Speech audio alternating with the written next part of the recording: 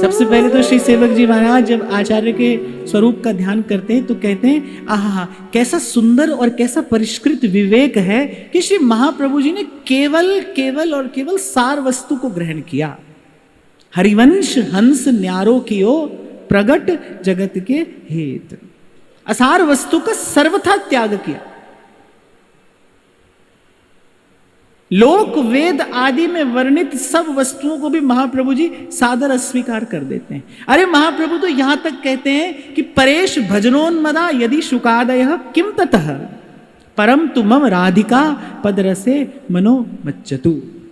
देखो ये वस्तुतः किसी का खंडन या किसी की अवहेलना नहीं है, ये वस्तुतः एकाग्रता है, ये बड़ी परिष्कृत अनन्यता है।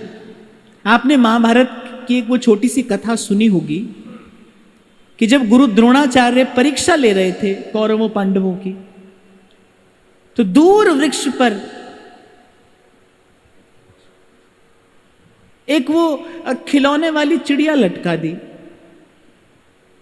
द्रोणाचार्य ने कहा भाई निशाना लगाना है, लेकिन द्रोणाचार्य सब बालकों से पहले पूछते थे क्या दिखाई देता है। कोई कहता था वृक्ष, कोई कहता था टहनी, कोई कहता था फूल, कोई फल, कोई शाखा, कोई कहता था पंछी दिखाई देता है, कोई कहता है अनेक पंछी दिखाई देते हैं। द्रोणाचार्य ने किसी को निशाना लगाने की आज्ञा ही नहीं दी, अवसर ही नहीं दिया। अर्जुन की बारी जब आई तब अर्जुन कहते मुझे केवल चिड़िया की आंख दिखाई देती है। द्रोणाचार्य ने उनको भी अवसर नहीं दिया, क्योंकि द्रोणाचार्य ने कहा जिसको लक्ष्य स्पष्ट है और जिसको लक्ष्य इतना स्पष्ट है वो लक्ष्य का वेधन भी अवश्य कर लेगा, लक्ष्य स्पष्ट हो। श्री महाप्रभु की जो उपासना है ना, बड़ी परिष्कृत अनन्यता है, बड़ी परिष्कृत अनन्यता। श्री महाप्रभु जी को किसी भी काल किसी भी स्थिति में श्री जी के चरणों के अतिरिक्त न कुछ देखना है न कुछ जानना है। अरे और तो और ऐसा वाक्य आपको त्रिलोकी में कहीं नहीं मिलेगा जब महाप्रभु ये कहते हैं कि किमीशेन श्याम प्रिय मिलन यत्नैरपि च किम। बोले हमें श्याम सुंदर के मिलने से भी क्या लेना है, यदि हमें श्री जी के वृंदावनेश्वरी के वृषभानुनंदिनी के चरणों का एकांत दास्य मिल जाए। पूर्व भी उस दिन हम मंगल की चर्चा कर रहे थे तो मैंने आपसे कहा ना कि कभी कभी ऐसा अवसर आता है कि श्री जी प्रसन्न होकर रीझ कर अपनी सहचरियों के हाथ में दे देती हैं श्याम सुंदर को, और कभी कभी किसी सहचरी को ही अपने स्थान पर बिठा देती हैं, स्वयं हट जाती हैं और लाल जी के निकट अपनी किसी सहचरी को बिठा देती हैं। पर प्रिया जी की सहचरियां कैसी हैं, कहते हैं कि उस अत्यंत निबिड़ आनंद की स्थिति में भी हे स्वामिनी हमारे हृदय में केवल आपके चरण कमल ही रहते हैं, हमारा मन सतत आपके चरणों का ही चिंतन करता है, चरणों का ही सेवन करता है। उस काल में भी सहचरियों का जो मन है वो श्री जी के चरणों के अतिरिक्त कहीं नहीं जाता। इस परिष्कृत अनन्यता की ये हितोपासना है, ये रसोपासना है। इसीलिए ध्रुवदास जी महाराज कहते राई के सम चलत ही हो तो और की और। हर उपासना का अपना नियम है, सिद्धांत है, और उस नियम और सिद्धांत को यथावत मान लेने पर ही उस उपासना में सिद्धि प्राप्त की जा सकती है। हमारे यहाँ की उपासना का नियम सिद्धांत क्या है कि जागते सोते सपने मन श्री जी के चरणों से अतिरिक्त कहीं नहीं जाए। श्री जी की सेवा ही हमारा जीवन है, श्री जी का सुख ही हमारा सुख है, और प्रियालाल परस्पर मिले रहें, यही उपासना का उद्देश्य है। और मैंने कल भी आपको संकेत किया था कि इस उपासना की सुंदरता यही है कि यहां मन सबका एक है, मन मिला है, सब सहचरियों का मन एक भाव में मिला है। प्रियालाल का सुख, प्रियालाल का सुख। हमारे श्री जी मुस्कुराते रहें, प्रिया प्रीतम मुस्कुराते रहें, वो प्रसन्न रहें, और उनका दर्शन, यही हमारा जीवन है।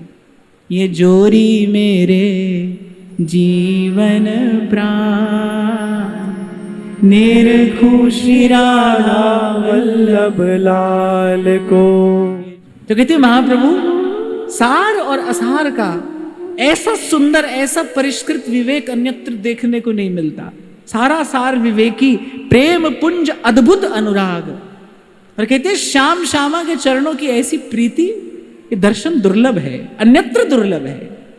हरि जस रस मधुमत्त सर्व त्यक्त्वा दुस्त्यज कुल कर्म। महाप्रभु ने अपनी उपासना में विधि निषेध के सब बंधनों को एक और करके, सेवक जी महाराज शायद 13वें प्रकरण में कहते, रसिक अनन्य निशान बजायो एक श्याम श्यामा पद प्रीत।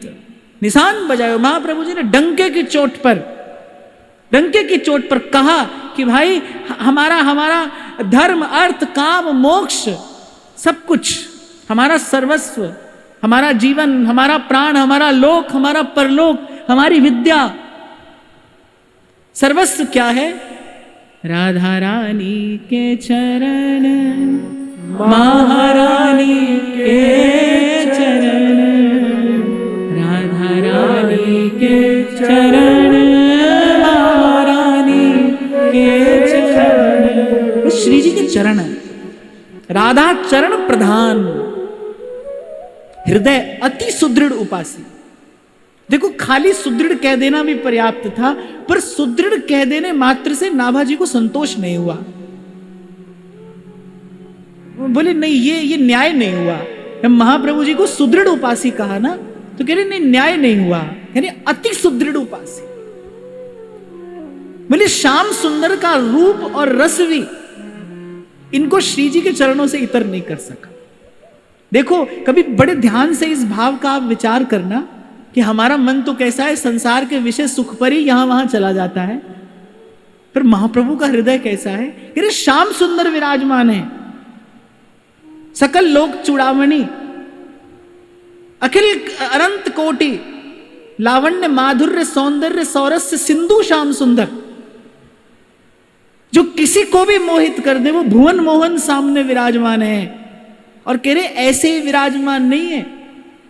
महाप्रभु सुधा निधि में संकेत करते हैं कि श्याम सुंदर मुझ पर रीझ कर कभी कभी अपनी प्रसादी माला मेरे गले में डाल देते हैं, अपने मुख का चर्वित तांबूल मेरे मुख में देते हैं, प्रेम में भरकर, भाव में भरकर मुझे अपने हृदय से लगा लेते हैं। आप सोचो, ठाकुर जी इतना प्रेम बरसाते हो, उस समय भी महाप्रभु कहते तवैव श्री राधे पदरस विलासे मम मनः। हे स्वामिनी, मेरा मन आपके चरण कमलों का भजन करता है, आपके ही चरणों के चिंतन में ये मेरा मन मधुकर लगा रहता है।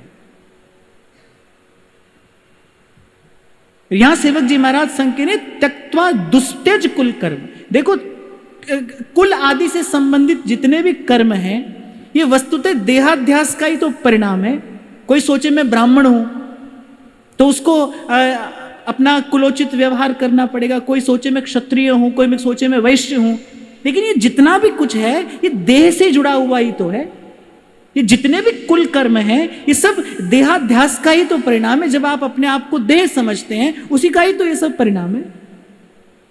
यहां महाप्रभु कह रहे कि उस सब को एक ओर रख के मैंने विशुद्ध सहचरी भाव से, हे स्वामिनी, केवल आपके श्री चरणारविंद के आराधन का ही व्रत लिया है, यही हमारा व्रत है। मैं कई बार आपसे कहता हूं ना, कोई कहे कि आपके यहां कोई व्रत नहीं होता, नहीं, हमारे यहां व्रत तो है, पर सुबह आरंभ करके शाम को समाप्त कर देने वाला व्रत नहीं है। यहां महाप्रभु का व्रत क्या है? रसना कटो जो अन रटो, निरख अन फुटो नैन, श्रवण फुटो जो अन सुनो, बिन राधा यश बैन। ये व्रत यहां पर है। यहां तो महाप्रभु ने ऐसा व्रत लिया है और फिर निभा कर दिखाया है। मेरे प्राणनाथ श्री श्यामा, शपथ करूं तृण छिए, रहो को काहू में नहीं।